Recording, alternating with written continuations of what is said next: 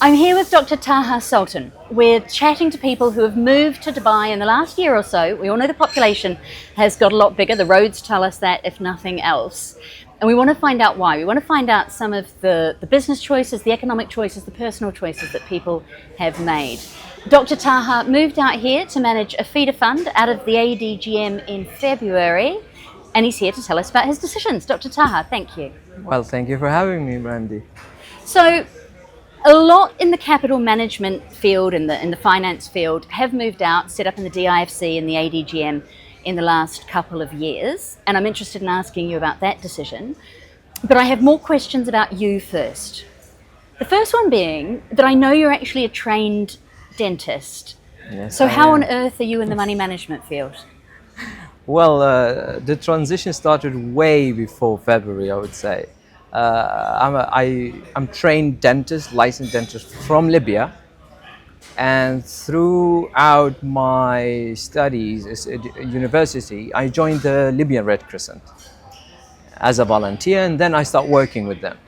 From there, I transitioned my career from being a dentist into the humanitarian field.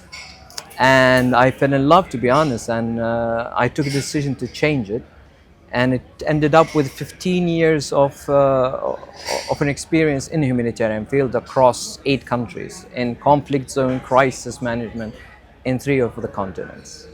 I want to ask you about what drew you to that, because as you say, you have worked not just in Libya but in Iraq, in Venezuela, in a lot of very difficult areas, in negotiation, in logistics planning, running teams, out in the field.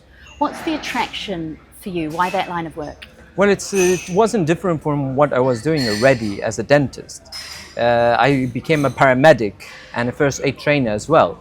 And the situation in Libya drove me to this direction. Supporting the humanitarian mission in Libya got me into this field. And the needs were very critical, and my work was appreciated and needed in that field. So I decided that I can be more beneficial in that field, in the humanitarian field, than being a dentist. What's the most challenging place personally you've ever been based with that? Well, each place was challenging in its way, and each place was challenging in the beginning. Then I get accommodated with.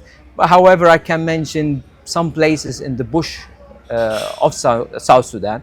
I covered the northern borders with Sudan, where there is no life structure, there is no infrastructure, and the needs are critical since the beginning of the conflict and still continues. That was a challenge to meet those needs, along with having one life. That's not possible to have it. To have my own life, have a stable life, while following these needs and trying to support the mission there. Talk to me about why you have moved out of humanitarian work and into the finance world, into fund management. To be honest, humanitarian work is very fulfilling and rewarding. After a long time, I wanted to have a stable life, change the lifestyle I had, and I was looking for a place that can provide growth, development, but at the same time provide stability and have a sustainable life. And Dubai has even like UAE has met more than those. It has even a very strategic location in the region, in the world, and I saw it as a place that I can still contribute, but at the same time continue growing, and make sure I have a sustainable life. How do you move though from what is a set of field skills, negotiations, logistics, the on-the-ground team in the world's trouble spots? How do those skills translate into finance, into fund management? Well, you might see it very unusual to transition from humanitarian field to finance and business. In humanitarian field, we are going through very critical planning, analyzing information and situation, and plan for more sustainable solutions that can respond to a very critical, urgent needs and emergency, but at the same time maintain this response for a longer time, risk management, prevent any danger in the future, which is, when you see it in a way, is not that different from business, which is critical planning, analyzing information, putting strategic plan. Most importantly of all of those is building relationships and building partnerships, which is very critical in humanitarian work, at the same in any business. Okay, and you've been picked up by this Californian family office that has trusted you with their business out here in the Gulf. That I was lucky enough to have this chance, I would say. So what do they want you to do? What are you charged with to do for them here?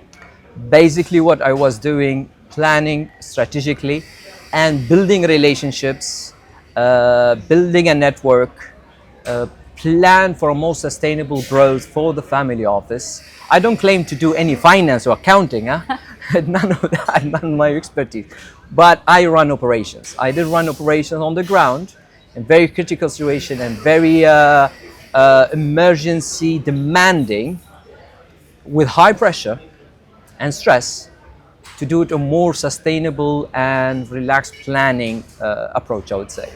Well, these guys, I mean, they're in the States, they're out of California. They could stick an office pretty much anywhere. Why have they chosen the Gulf, and why have they chosen the ADGM? I would say they didn't go far from what I saw. It's the same things that attracted me and many others to the region attracted the family office as well.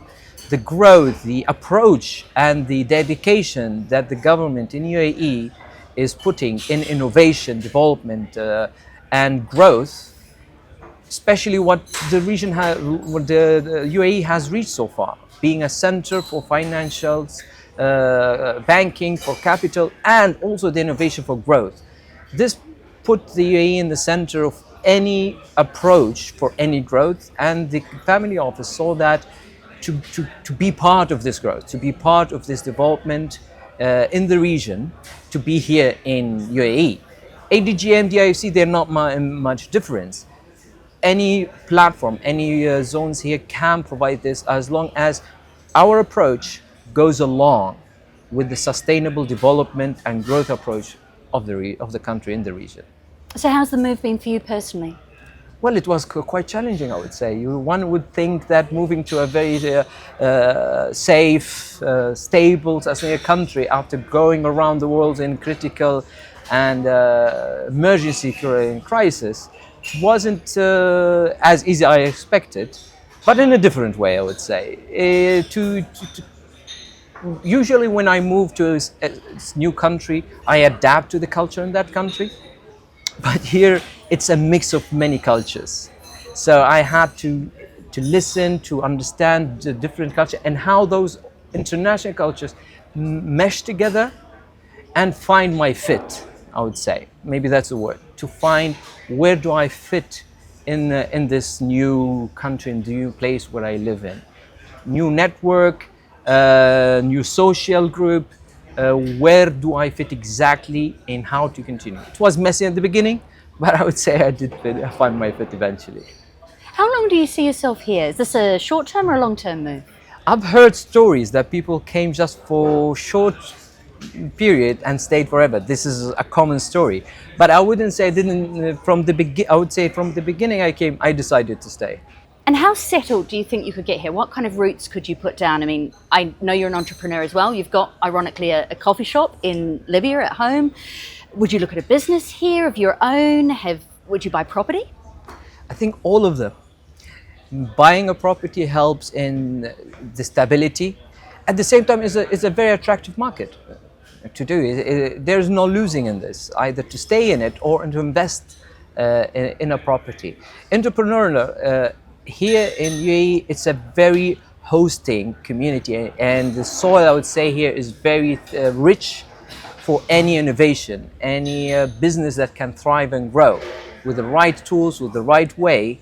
And there are tools here that can help one do that. Maybe I'll open a coffee shop here as well. You never know. We'll warn the guys at Raw, they may have competition. Don't tell them that. Thank you very much for joining me, and welcome to the neighbourhood. Well, it was a pleasure. Thank you for having me. Dubai Eye 103.8. Join the conversation.